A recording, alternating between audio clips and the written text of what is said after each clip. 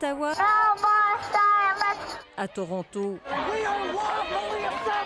et à Montréal, le message est le même partout.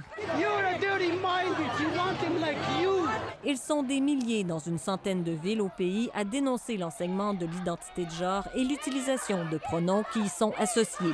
Les professeurs devraient être à l'école pour enseigner la mathématique, l'histoire, les langues, mais pas le sexe. Ils manifestent aussi leur opposition aux chirurgies de changement de genre pour les mineurs. Nos enfants, on doit les laisser neutres. On doit les laisser pour la nature. C'est eux, lorsqu'ils vont grandir, ils vont choisir leur direction. Partout, ces militants ont été accueillis par des contre-manifestants, des défenseurs des droits de la diversité sexuelle.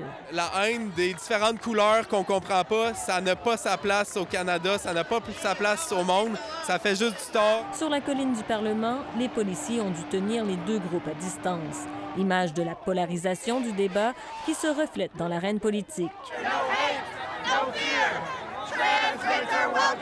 Les droits des trans sont bienvenus ici, scande le chef néo-démocrate.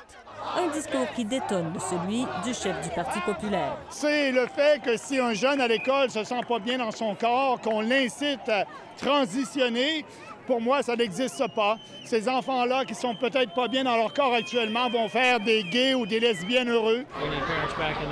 Du même côté de la manifestation, mais à Fredericton, le premier ministre Blaine Higgs vient donner son appui à des militants.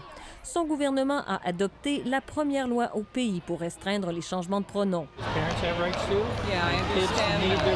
Dans les couloirs du Parlement, le malaise est palpable chez les élus conservateurs, alors que les militants ont voté pour interdire les chirurgies de changement de genre. Monsieur Généreux, vous n'êtes pas allé à la manifestation dehors ce matin?